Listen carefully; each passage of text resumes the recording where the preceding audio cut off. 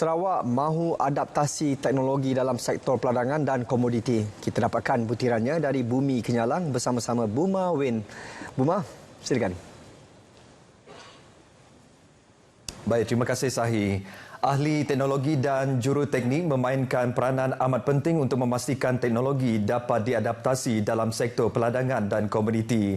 Menurut Timbalan Perdana Menteri yang juga Menteri Peladangan dan Komoditi, Datuk Seri Fadilah Yusof, ini kerana teknologi terutama automasi dan penggunaan mesin merupakan cara terbaik untuk meningkatkan produktiviti dan kualiti komoditi daripada penanaman sehingga ke pasaran.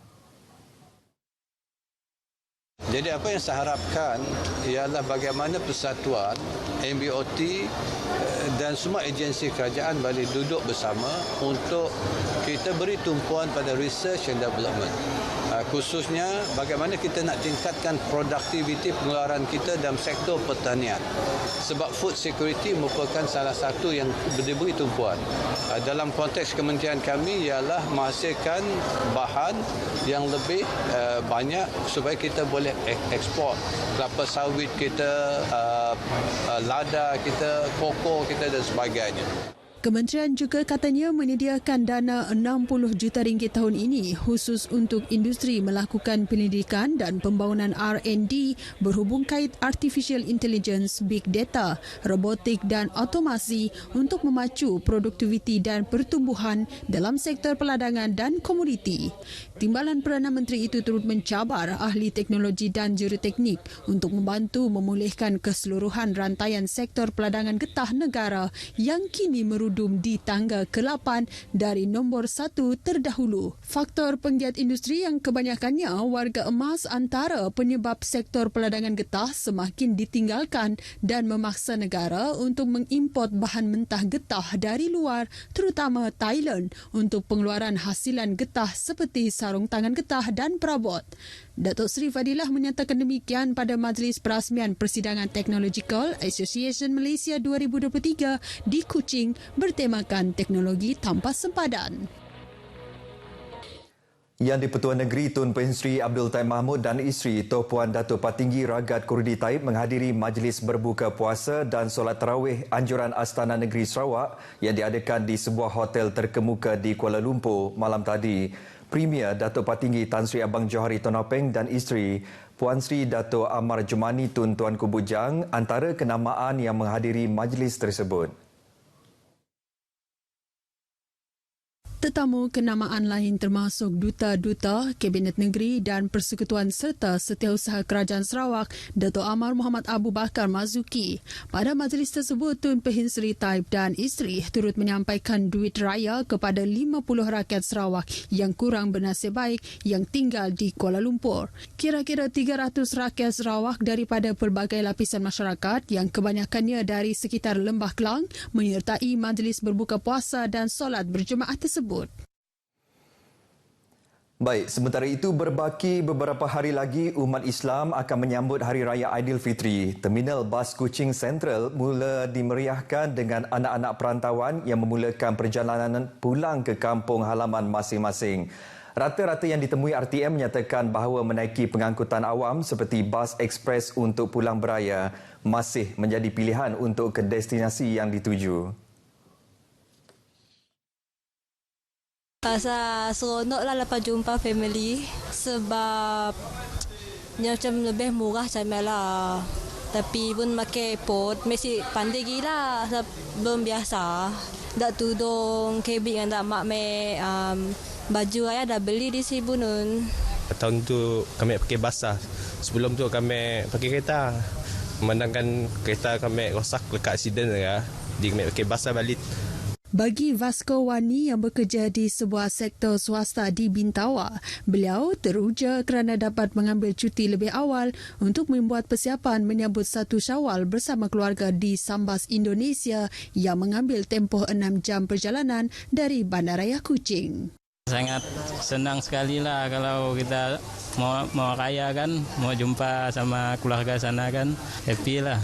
Sementara itu, bagi Dharma Tatsiah Omar yang bekerja di Pulau Pinang sejak tahun 2021 pula, pengalaman menaiki bas untuk pulang ke kampung Sarek di Sarike adalah sesuatu yang dinanti-nantikan pada setiap tahun.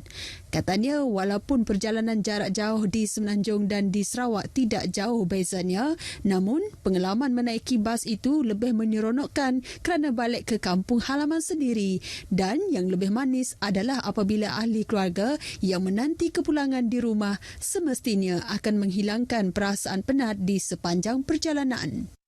Kalau kita guna bas tu, perasaan kita memang gembira lah. Rasa perasaan balik kampung tu setiap hari perayaan tu, terutama sekali hari raya lah. Bagi saya memang gembira. Tak sabar lagi nak balik, nak sampai kat rumah. Perbezaan dari segi perjalanan tu rasa lebih seronok lah. Bila kita rasa kita nak balik ke kampung halaman kita sendiri kan. Pada tinjauan tersebut, ruang legar Terminal Bas Kuching Sentral turut dimeriahkan dengan orang ramai yang datang untuk menghantar atau mengambil bungkusan yang dikirim oleh ahli keluarga dan rakan-rakan mereka. Antaranya seperti kek lapis, kuih muih dan biskut, tidak lupa juga busana raya yang akan dipakai pada Lebaran kelak. Semua pihak di daerah Bauk perlu bekerjasama dalam merealisasikan inisiatif pembangunan Greater Kuching demi menjamin kemajuan yang lebih pesat di daerah itu sekaligus meningkatkan sosioekonomi komuniti setempat. Berucap merasmikan Malam Penghargaan Sekalung Budi Daerah Bauk di Kuching, Timbalan Menteri Pengangkutan Sungai dan Laut Sarawak, Datuk Henry Jinet memberitahu sejumlah RM450 juta menerusi inisiatif Greater Kuching diperuntukkan oleh kerajaan negeri. Beliau yang juga ahli Dewan Undangan Negeri Adun Tasik Biru berkata, ia khususnya bagi keseluruhan kawasan Bauk meliputi 3 dun iaitu Tasik Biru, Serembu dan Opar. Justru itu beliau berharap semua agensi kerajaan, badan bukan kerajaan dan masyarakat Bauk dapat bersama-sama memastikan setiap projek pembangunan infrastruktur di daerah itu agar dapat dilaksanakan dengan sempurna. Dalam majlis itu, beliau juga menyatakan setinggi penghargaan kepada semua bekas ahli-ahli majlis daerah Bauk serta ketua-ketua kaum dan masyarakat yang telah bersara selain pegawai-pegawai agensi kerajaan yang telah berpindah atas jasa bakti mereka terhadap pembangunan Bauk. Beliau seterusnya menyampaikan plak penghargaan kepada lebih 30 penerima. Persatuan Gagasan Anak Dayak Sarawak GADS sekali lagi dapat menganjurkan Gawai Dayak Bazar bagi tahun ini sekaligus membuktikan bahawa penganjurannya sebelum ini telah memberi impak positif kepada masyarakat, khususnya kaum Dayak di Miri. Timbalan Menteri di Jabatan Premier Sarawak, Buruh Imigresen dan Pemantauan Projek, Gerawat Gala berkata penganjuran Gawai Dayak Bazar merupakan salah satu platform untuk memperkukuhkan perpaduan dan memastikan tradisi perayaan ini tidak lupus ditelan zaman. Ujarnya, bazar ini bukan saja mempromosi juadah tempatan, malah ia juga mengetengahkan adat dan budaya masyarakat Dayak. Beliau berucap merasmikan pra-pelancaran Bazar Gawai Dayak 2023 anjuran GADS di Miri. Dalam pada itu, beliau menyambut baik penerapan elemen dan nilai ekonomi menerusi penganjuran bazar ini yang bukan sahaja dijadikan wadah pertumbuhan kepelbagaian masyarakat, malah menjadi medium untuk terus memperkukuhkan hubungan antar kaum. Oleh itu, beliau menyeru para peniaga yang menyertai bazar ini menggunakan peluang untuk berkongsi pandangan. Sambutan penganjuran Gawai Dayak Bazar tahun ini mendapat sambutan menggalakkan dengan penyertaan sebanyak 65 gerai berbanding 45 gerai pada tahun lepas. Gawai Dayak Bazar ini akan bermula pada 1 Mei hingga 20 Mei depan di tapak Bazar Permajaya Miri. Jabatan Bomba dan Penyelaman Malaysia JBPM Zon 5 Bintulu terus meningkatkan kesiapsiagaan dan rondaan khususnya pada musim perayaan Hari Raya Aidilfitri. Ketua JBPM Zon 5 Bintulu Wan Kamarudin Wan Ahmad berkata, ia sebagai rutin kebiasaan pasukan tersebut khususnya setiap kali menjelang sambutan Hari Raya.